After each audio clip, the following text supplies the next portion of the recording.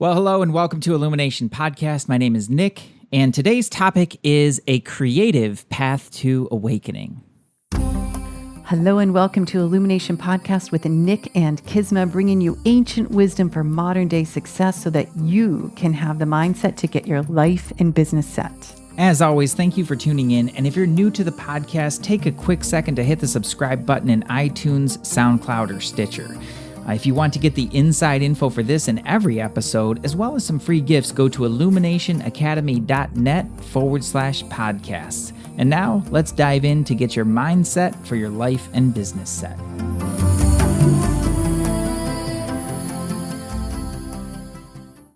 Well, hello, Kisma. Hello. And you are in New York. How is New York? I am coming in remote. New York City is fabulous. I love this place. Yeah, I've been here for a few days and getting some things set up because little Miss Zoe's moving here. And it's just been great. You know, it's like I used to live here. So it's my old stomping grounds. What's your favorite part about New York?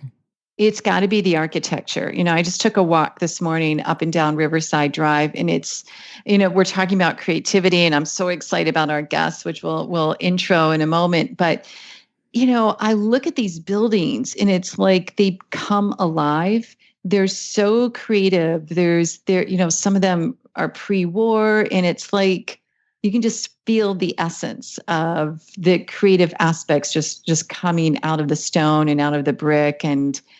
And I love the people. Like, I'm such a fan of New Yorkers. They're just like, tell it like it is. If you're nice to them, they're nice to you. They're really helpful. I love this city. Well, I can't wait to visit. I know. Can't wait to come out and see it for myself. Can you believe that I've never been there?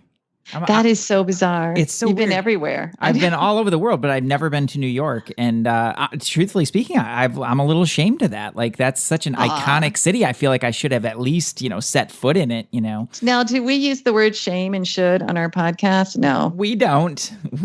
We don't. However, I should have done like 20 sit-ups this morning, and I didn't. So what's the point? Well, let's just say I can't wait to get there. I can't wait to visit and see what that's all about. And how much cooler to have you to show me all around. Absolutely. It is really a cool place. It is, I don't know, there's something about we're energy people, and the energy here is like, it's definitely up and up. People take action in the city. So it's a very first chakra, root chakra kind of place. And, on the other side of it, I'm seeing lots of homeless people, which is somewhat disturbing and sad. So I'm sort of formulating a system because obviously to give to every person that is asking is not going to work. And I know we've talked on other podcasts, possibly we'll do something again on prosperity, but creating a system of like how to serve in a really focused way the homeless population here, and at least just give some ideas to Zoe, because she's the one that's going to be living here. Yeah, that's so important. Like, it's just so incredibly important to have that. I just think as a part of your everyday life is making sure that give back is always a part of that. Yeah. Is it as many homeless as we see here in San Diego? Is it on that level? Yeah, that's a good question, because downtown San Diego has many, right? I would say I haven't seen, like in San Diego, we'll see these pockets of people, like communities, which can be a very beautiful thing and a very troubling thing. Here, it's more distressing to me because there's just single people on their own, but many single people just grabbing a bench, or there's a church right around the corner, sleeping there, asking for money. There's a lot. It was a little bit surprising. I see. So like more all pervasive. It's more all pervasive. Yeah. Well, yeah. I love that you're thinking that way, and I think that's cool. Like, and what a beautiful use of creativity of, how can I, or what can I do to serve in a greater way and to serve in a way that is really and truly of the highest. Yeah. So that's cool. It kind of ties in with our topic for today, and super excited about our guest. It's been a little bit since we've connected, and so I'm really excited to reconnect with him. Kisma, I was wondering if you could do and introduce our guest and bring him on. Yes, our very, very special guest is Albert Flynn Desilver, who is an American poet. Do you love that word? Like the poets are still alive. It's definitely one of the coolest job titles. I know, right? Novelist, speaker, workshop leader. And we can say from firsthand experience, like an all-around amazing human, like really is true to his craft, to his creativity. And all of you are going to hear so much about him and really get to know who he is when we start talking. But the very special thing going on right now is he's the founder and creator of Writing as a Path to Awakening. And that is so rich, right? I mean, when you think of all the writers in history that were just exuding their souls on paper, this is what Albert's all about. And this Writing as a Path to Awakening is a workshop, is a retreat, and now is an interactive book, which we'll be talking about. So let's just bring on Albert and we'll dive into so much. So welcome, my dear friend. How are you? Hello, Kisma and Nick. What a joy. Oh, so great to have you delightful. Here. Yeah. So delightful to connect with you again. I know it's been like a couple years or a year and a half or something that we met at the Sedona Yoga Festival. That's right. The highlight of my 2 years going to that event. We always do something when we show up, that's for sure. And then we got to see you in San Diego last year. And I just, I want to dive in because I know that one of your books, Beamish Boy, Nick, did you read that as well? I know I devoured it and I was like, what the heck? Because it was like, like the real hippie. Like, I feel like you're the real deal. So well, post hippie, maybe. Yeah, right. I know. It's a different world right now for you, but could you share a little bit about what the Beamish Boy is about and how it kind of related to you arriving to this really beautiful life that you have now? Oh my God. Okay. You got a few hours? I know, right? Yeah. In a nutshell. We'll give you the compressed version, hopefully the poetically compressed version. So anyways, Beamish Boy is the memoir. So I had been writing poetry for about 15 years, teaching as a poet in the schools. And my personal story just kept rising to the surface and wouldn't let go. And somehow poetry for this particular story, for delving into my personal story, my history, it couldn't contain it in the way that I needed it to be contained or expressed through poems. And I had been a fan of memoirs. I was fascinated by the work of Mary Carr and Augustine Burroughs and people like that. And I thought, well, what would it be like to write prose? What could I even complete a sentence after just writing poetry for so many years? And so I like to set pretty challenging goals for myself. So I thought, why not? I can write this for myself as a practice of exploring what's there. Like, what is my story? What's still resonant inside me? And not just my idea of my story, but I really wanted to get into the truth of it, the uncomfortable, gritty, embodied, difficult, sticky, shameful ick of it. I just wanted to get in there and like right into it and get it out, get it out on the page. Right. And so I did. And you birthed that book. I did. And I just, it was an interesting project. I wasn't sure how I wanted to get it out in the world. And I kind of did a hybrid publishing experiment with it. Mm-hmm. And it got some great reviews and people really seemed to enjoy it. And it just really tied in very well with everything that I had been thinking about and moving towards spiritually. Right. Do you feel like you went through many different types of experiences in search, like so many people? Because the years that Beamish Boy, covered from the time you were a little boy, right? Till what age? About age 6 or so till age 30. Yeah. Okay. So a period of space, but many people were diving into music and poetry and drugs and, just hanging out on whatever sort of the Woodstock kind of lifestyle, I feel like it is. Do you feel like that was all like in search of just this higher self and perspective that you now are tuned and tapped into? I do. Yeah. I mean, I think about, like, in particular, the only times I ever had access to the ecstatic or to the divine was when I spent time in nature and it was still a little bit unconscious. And when I was at Grateful Dead concerts, and usually pretty blasted, but dancing my ass off and feeling like completely unified with this crazy community of creative freaks.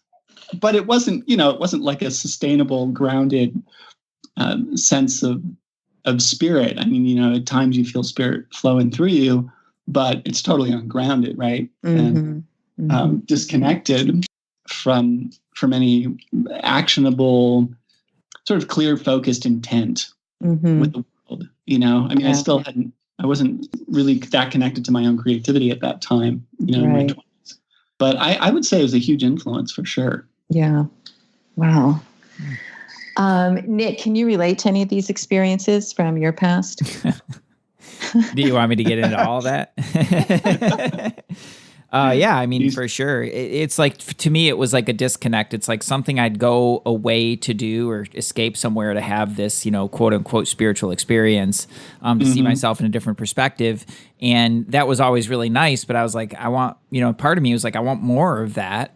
And also I want to have a life. Like there's other things that I want to do in my life. And so really bringing those two together in an artful way is also ultimately what we wound up teaching and sharing with people, because I just think like that's the most important thing, is like, how do you bring that sense of creativity, that sense of spiritual connection into everything that you do in your life, in every way, like whether you're, whatever your occupation may be, whatever that, bring it into your family and every different aspect of it. I just think that's the coolest thing. I've been thinking a lot about this lately, that my parents were actually, even though, I grew up in an alcoholic and fairly traumatic childhood environment, there were a lot of books around, and my parents were always reading, and we were going into New York City. Hello, New York City. Yeah. Because I grew up right outside of New York, and we would go to the theater and we would go see shows and we'd go see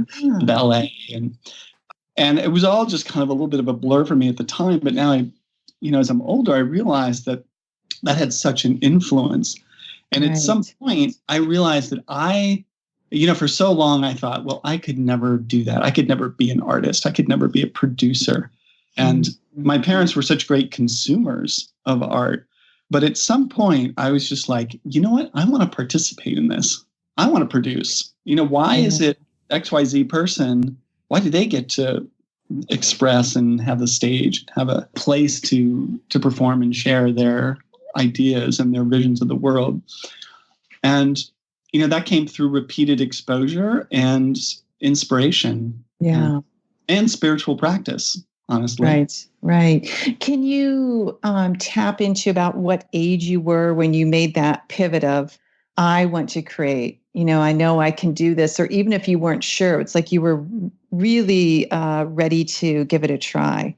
I think I'd have to go back to high school, and I somehow wound up helping out with the yearbook.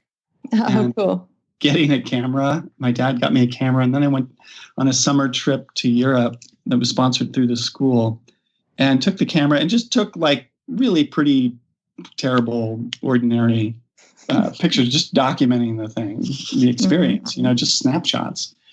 But then when it came time to go to college, and I really couldn't get into many colleges, so I wound up at this little college in Ohio that would have me. Oh, right. And so I went there, and the first thing they ask you when you get there is, what are you going to major in? What's your major? And I was like, major? I don't know. I just want to be here and explore and experiment. But I thought, well, can I major in taking pictures? And they said, well, yeah, that's the art department. And so I majored in art, and then transferred soon after that to the University of Colorado in Boulder. Okay. And they had an extensive BFA, Bachelor of Fine Arts program at CU. And I got into that and wound up in the photo historian Alex Sweetman's class. And I mean, this guy knew more about photographs than I ever thought possible. And he had such an interesting passion for it. And it just became contagious. And at some point I was like, I would like to do this. I would like to experiment with this and see if what's coming through my eyes and I reflect back is of any interest. Am I looking from a particular viewpoint or angle? And so it went, by my junior year, I did a semester in Africa and took hundreds of rolls of film. And, when you shoot that many rolls of film, you're bound to get a couple of good pictures. Yeah, right. And so I started to see, that's like the little win, right? You get a little win. You're like, oh, wow, I can't believe I made that. That's pretty cool. Mm-hmm. And so that carries you to the next picture. Mm. And then later in my life, it carried me to the next word on the page. Right. But that's where it sort of began. And that's cool. And as I recall, in Colorado, there were many significant turn of events. Is that correct for your life? That is very correct. Yes. Any the that most you? Significant. Yeah, go. I woke up handcuffed to the hospital bed with no idea how I got there and arrested for assault and battery. Oh. And so that was part of the drinking. Was still doing drinking at that point. I was about 22. You were still in college? Yeah. Let's see. I might have just graduated. Mm-hmm. Because this was 90, I graduated in 91. This was 92. Yeah, so I'd been trying to quit drinking for a couple of years and was failing miserably. And then it just came to this really near-death experience. I mean, I wasn't really expected to survive the alcohol poisoning. Oh. And somehow I did. And I sort of came back from that and was like, wow, I'm not going to get another chance at this. This was my second hospitalization from alcohol. And the first time I was run over by my best friend after I passed out in the driveway. That was in the book, right? Yeah. That. Mm-hmm.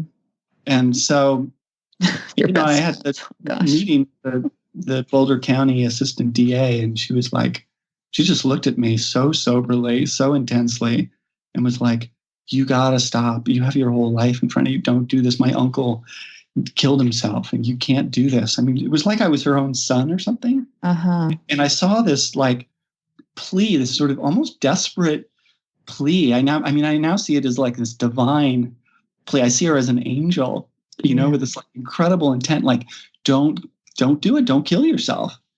And I'll never forget that because I did quit drinking and I went, it helped. I was required to go to a county-sponsored sort of rehab program. Yeah. And then AA and all that stuff. But that was a big turning point. Yeah. This is a pretty common theme, I think, in the sense that these pinnacle moments is they're so often preceded by something really traumatic like that. And I'm curious, your thoughts about, is that... why do we do that? Why do we feel like it just has to get so bad, or we have to do something or have such an intense experience to be I'm here and I can choose to stay here and actually there's a lot more to life than this. I don't know. What are your thoughts around that? It's such a great question. I mean, some of us are very stubborn animals. We're just and this was in my family too. My sister had 3 DUIs and wrecked 4 cars and was arrested multiple times. And now she's still alive. I think it has something to do with that level of, for me, I just speak from my own experience that for me, it had something to do with this level of trauma, this lack of self understanding, this lack of self-worth. Mm-hmm. I really thought I didn't have a place in this world, that my voice didn't matter, that I had really nothing to contribute. No one had ever really told me that. Mm. And I was just so embarrassed and so kind of moving through this world, just completely consumed in shame that I thought it just wasn't, and it just took these extreme reminders. It's a very clear and obvious call for help. Mm-hmm. And then it took me I mean, after this, so I get sober, and then I move to California to start anew a year later, and then I wind up in therapy. Yeah. And instead of like joining this, what I thought was a therapy group, it turns out it's a psychedelic therapy cult. And that was just everyone. You've just got to read this. Like it is sucked into this thing, and it's we end up doing just insane amounts of psychedelics, and there's no boundaries, and the teachers are sleeping with some of the participants, and it's just like a mess. Yeah. And you talk about extreme situations. I mean, it was really like, I thought I had done psychedelics being on tour with the Grateful Dead. Oh boy, that was nothing to hang out with this group, in a yurt in Northern California, blindfolded with really bizarre music. Dude, we really, honestly, whoever's listening, like this has got to be the next TV show. I mean, it's just like too good. Oh my gosh.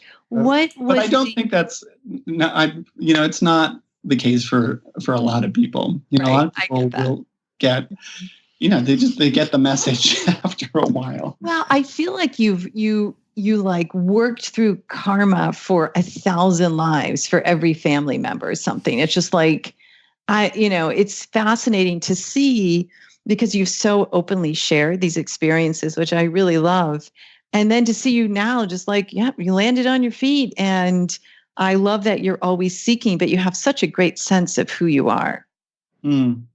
And that is, so much of that comes from gratitude, really just every day being so grateful to be alive and to be awake in this body, really feeling into my senses and my experience. And, and it's been such a long, crazy journey. And I just know it's like, now it's all about keeping it simple.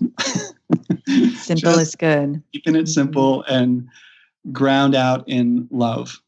When you go back to those days and the therapy of psychedelics, what was the drug of choice that they used? Was it like an LSD or? God, they had it all. I mean, they started with MDMA, and now there's this whole movement. There is this whole movement. It's fascinating. Practice. Yeah, it is.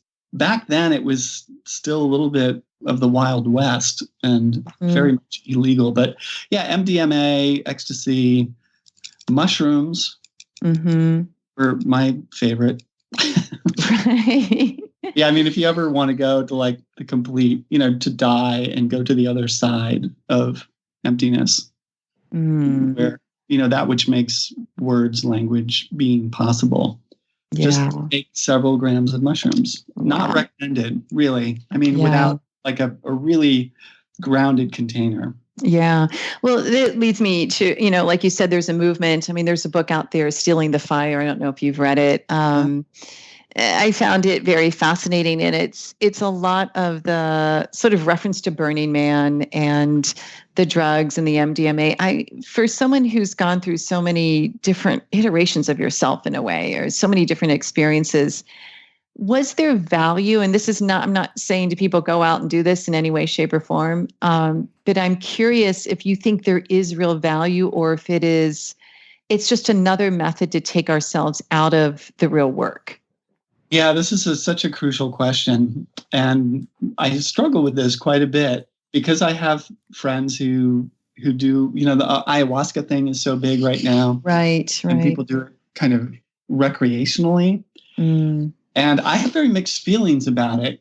On the one hand, I probably never would have experienced these other levels of consciousness and awareness if I hadn't done that work. Right. And then on the other level, it is a great distraction. And, I started seeing people in our community, doing these ayahuasca sessions like every weekend. And it's like, I got to a point after, I think it was about 2 or 3 years I was involved with this group, where I went to the other side and I was like, whoa, I'm back. I don't need to do that anymore. Like I've seen it, and I'm here, and I've seen the light, and it's all about love. That's a great thing. And I suppose too, I mean, Nick, you might want to shed your thoughts on this, but I think when people go through these experiences, like what's really in you is oftentimes what is presented. Nick, you and I had an experience in India. It wasn't really drug use, but it was like a rebirthing process kind of thing. And it was fascinating to watch how everybody's experience played out, what they were seeing, what they were feeling. But I would just say that's, kudos to you. I mean, Albert, you're like, through much of your life, you're searching, but there's such a seed of love. And perhaps that was the inspiration to come back and be in action and serve the planet from that perspective.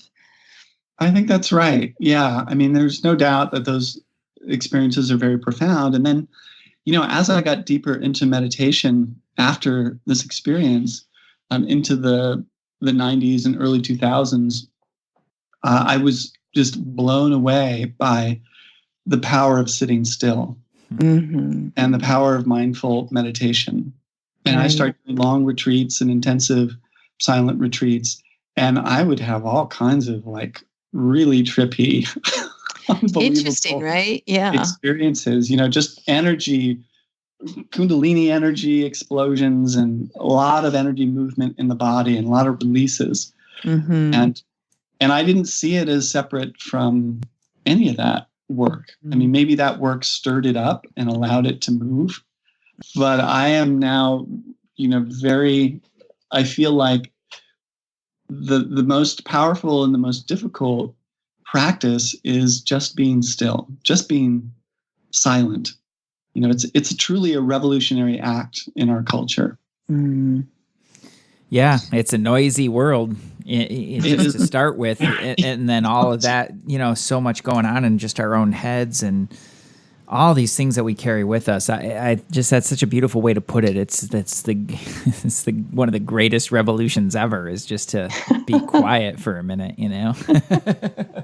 It's so true. I mean, you think about just the noise of not just the internet, but the news cycle and. And it all translates. It all gets in our heads and in our bodies. What we expose ourselves to, we absorb on some level. So it's like, how do we attend to the sacred without denying some of the realities of the world, the physical world? Well, and that sounds like, and correct me if I'm wrong, but that really sounds like, what you're talking about with utilizing creativity in the creative process as far as awakening. It's not about like necessarily a spiritual experience per se, as much as it is about like really bringing that into everyday life. Do I have that right? Or tell me a little bit more about that. Yeah, I mean, creativity it's not something separate from our daily experience. It doesn't have to be. I think some people try and limit themselves by saying, "Oh, I'm not a creative person," or "I can't write," or it's just these voices in our head that fixates the identity in a limited way. When the truth is, we are creative geniuses. That's our true nature. And this isn't magical New Age thinking. This is the truth. Like, we're always creating. This body is constantly, spontaneously building cells and nerve endings and changing and growing. And so that's our creative essence is embodied, and the same with the mind. It's just being, I see my job as an artist and a teacher to just simply remind people of that. And that's really what the book is all about. That first, get in the body, reconnect with this creative truth of who you are, and then play. Try. Sit your ass down in the chair. If you want to write something, write something. Don't think about it. Don't talk about it. Just do it. Yeah. That's right. It's so perfect. I mean, on one hand, with the level of electronics that we have and our children have and our grandparents have, everyone has these electronics, and it's exciting and all the information is right at our fingertips. Yet, how many people are really reading a good book? How many people are wanting to sit down? The question. Hopefully lots. I hope so, right? The question that keeps coming through my head is, what would the world be like if there were more poets? Mm-hmm. It's like, it's this mysterious art form in a way. And I don't know. I think we're at a place where it's so magnificent, yet just with the tip, of going too far in the electronic direction, we lose all of this really true inner creativity. Yeah. Yeah, it's true. There's lots of bells and whistles and distractions out there.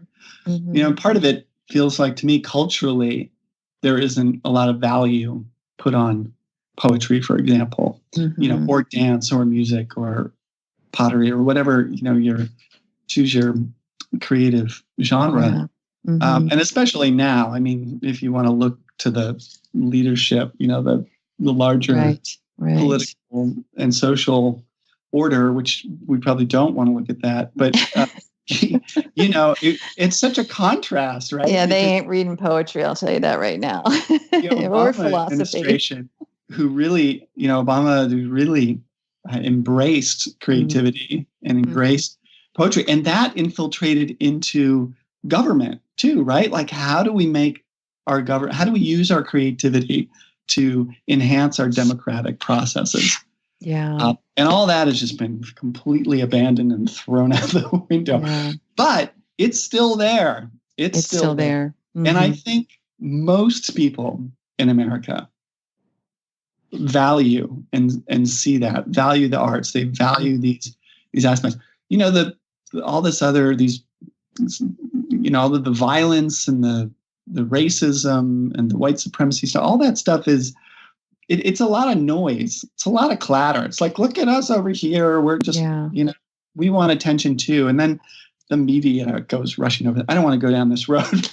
But anyways, it's there. It's pervasive. Mm-hmm. Poetry is pervasive. It's the core, divine basis of being. Yeah. Really. Well, I know we've talked about, and certainly a lot what Nick and I work on, is the reason we're here is to divinely manifest and divinely express. Mm-hmm. Otherwise, why would we be on this planet if we weren't to create and to express?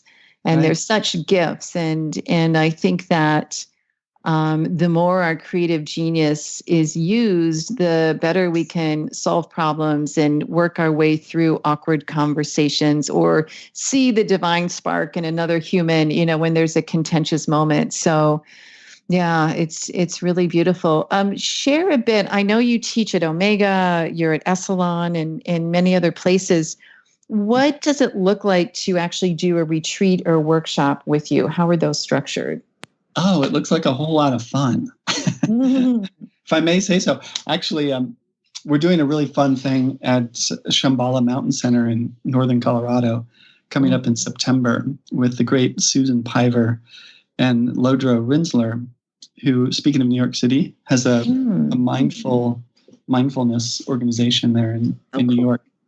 Anyways, it looks like alternating between meditation practice, sitting, standing, walking meditation, alternating with writing practice. And I get pretty heavy into various prompts and ideas around just kicking people's innate creativity back into activity mode.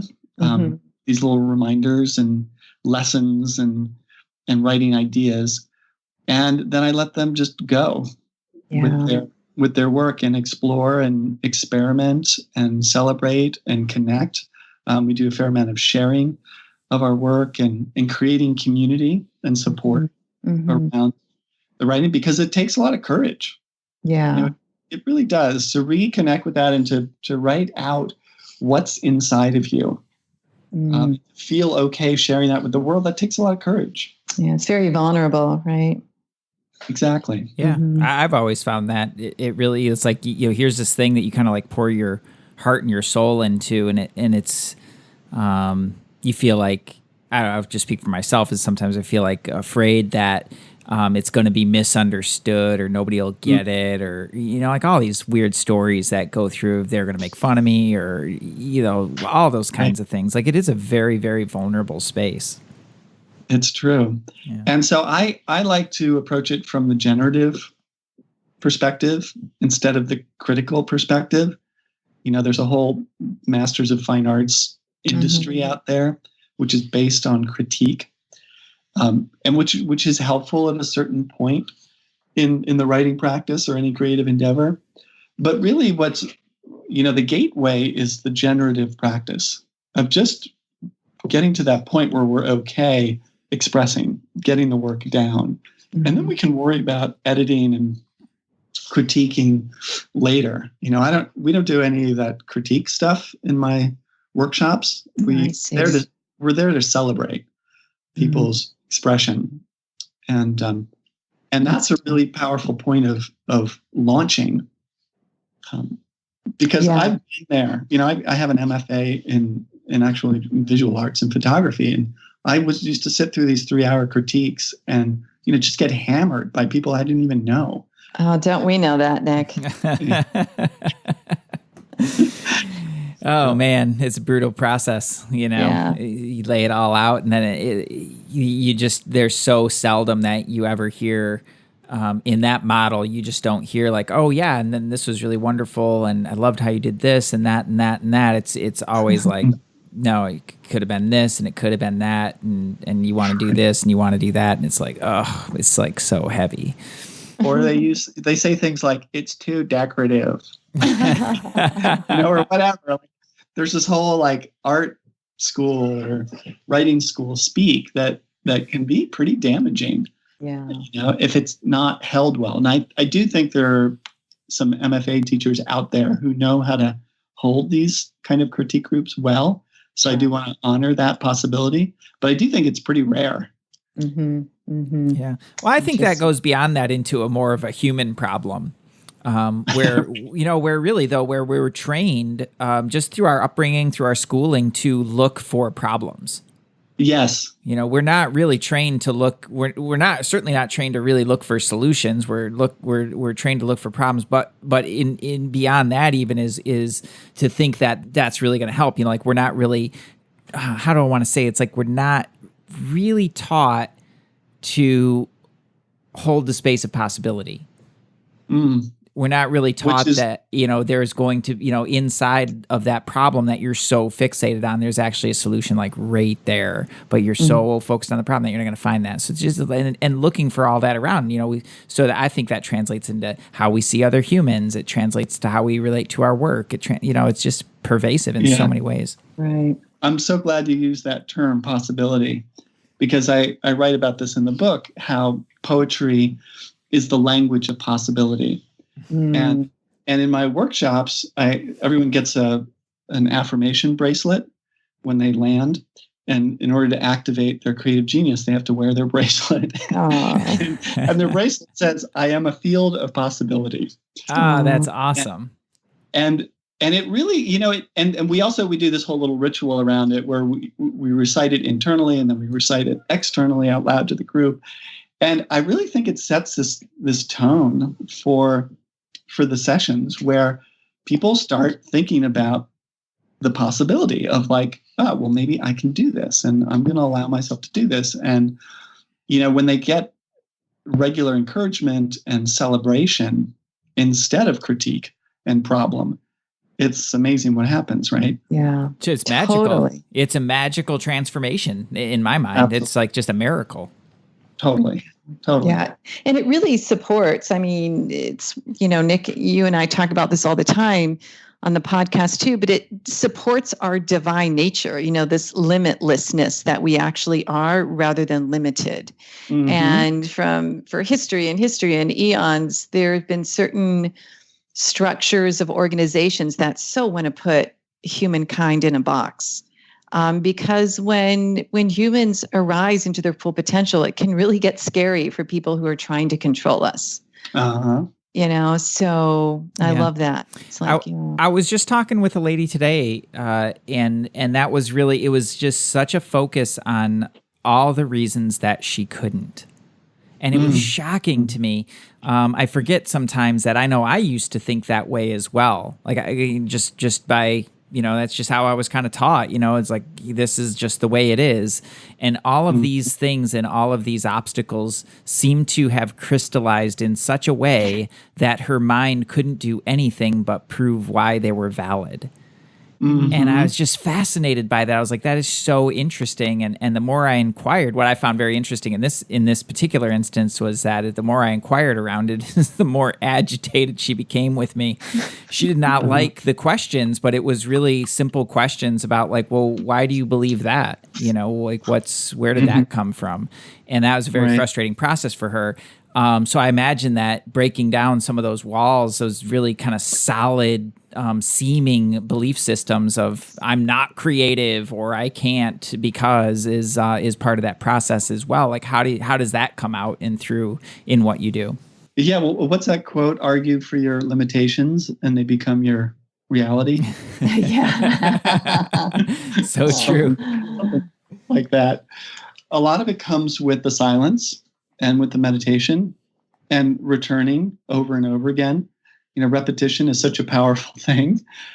Because I honestly never thought in a million years that I could write a book, finish a 300-page book. It seemed like this gargantuan thing for smarter people, more intellectual people with more discipline, more this, more that, blah, blah, blah, blah, blah. And you overcome that through practice, through re-identifying yourself with possibility over and over and over and over again. What's Jack Kornfield always talks about this thing, the mind is kind of like a puppy where he wanders off the newspaper and pees on the floor, and then you pick him up, and you put him back on the newspaper, and he wanders off and pees on the floor, and then you pick him up and put him back on the newspaper. Like our minds are always doing this. They're always going back to the habitual thought patterns. I'm not enough. I could never do this. I'm blah, blah, blah. We want to seem to argue for our limitations. And yet when you, I just try and live more and more as that field of possibility, like really just model that, be that. Don't talk about it because it's not, you can't really talk about it and say, come on, just see that, be that right now. Yeah. But when you're a model for it and you're around people who really live that, it's remarkable. And you start to think like, what makes them really that different from me? Especially given my story and what I just thought I was such a piece of shit for so long. How did I make that transformation? That must be possible for everyone, right? Yeah. Mm-hmm. And there's stories much more profound than mine. You hear these stories of Sudanese children who are given guns at the age of 12 and seen their entire families massacred in front of them. And they make it somehow on a boat to America. And they survive and they live and they thrive and they create their own families. It's not that the trauma's not still there, but it's that they realize a deeper identity for themselves. Right. That's beautiful. Wow, that's so great. Well, either the book is coming out, right? So what you structured Friday. Okay, awesome. And we'll have that link for everybody in the show notes. But talk a little bit about how you went from retreat workshop into the book. Well, the book actually comes out of the retreats.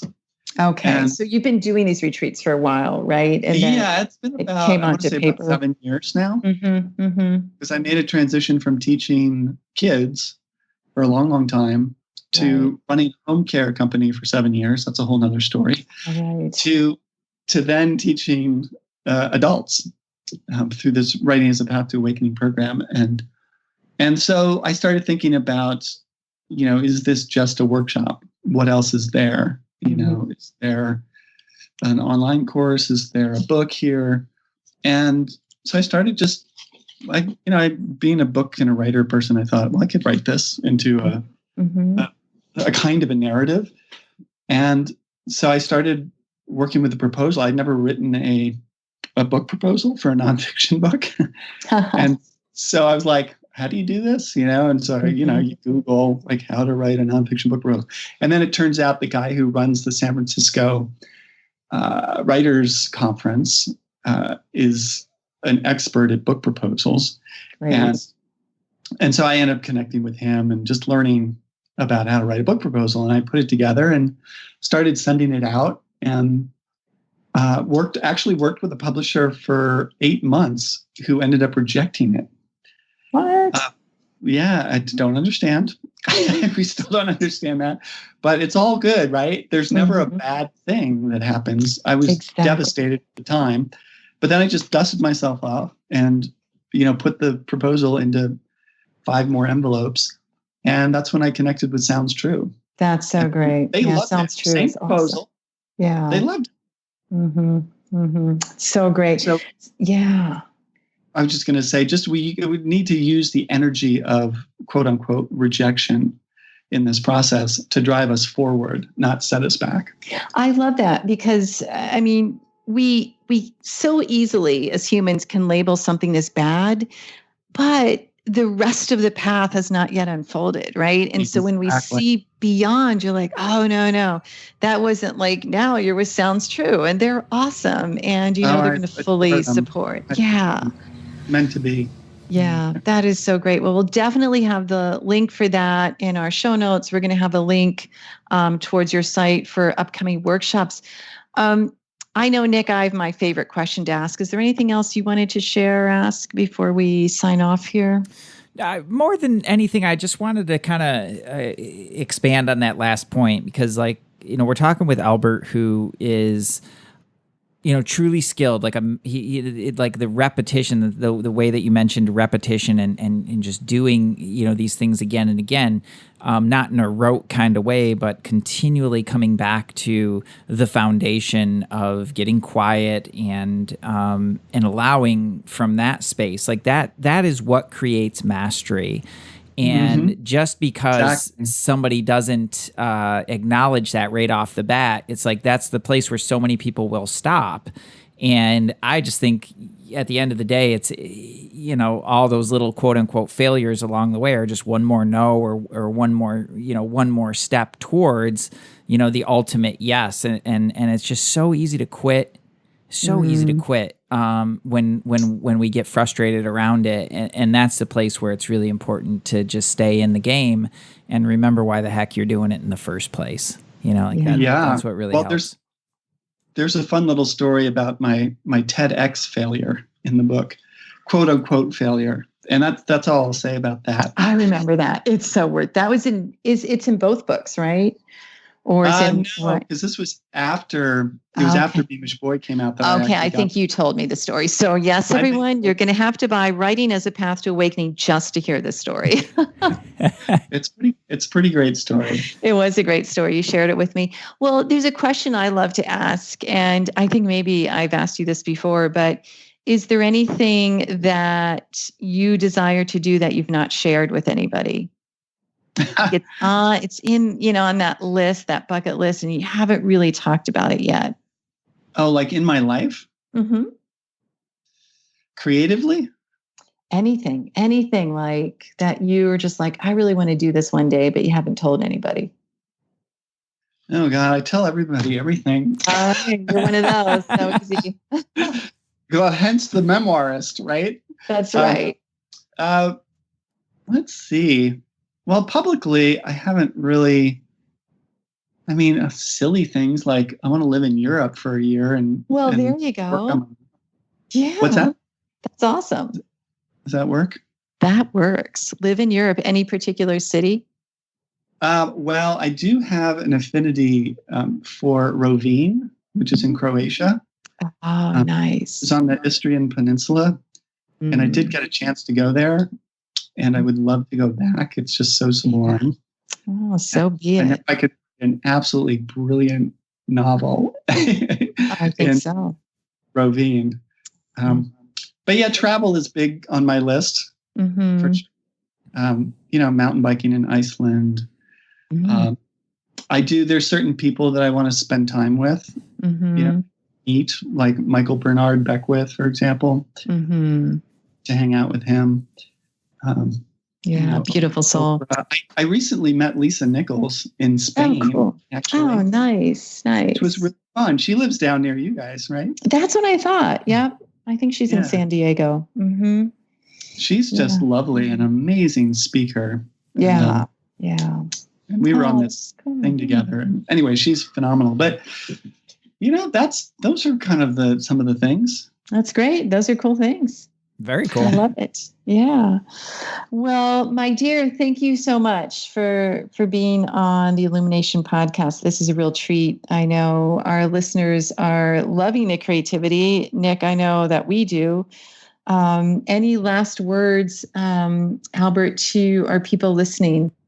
I think just the last thing is just never underestimate the power of silence and the power of looking inward.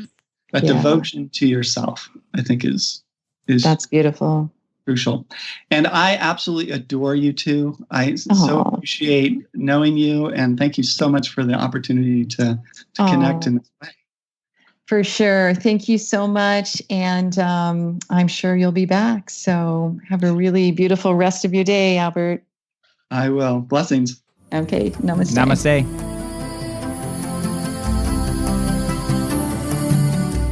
Hey, thanks for jamming with us today. And if you enjoy Illumination Podcast, please go ahead and share it with someone you love. Give us a rating, review, download our podcast. And remember, you can find us at illuminationacademy.net/podcasts. Talk to you soon. Namaste.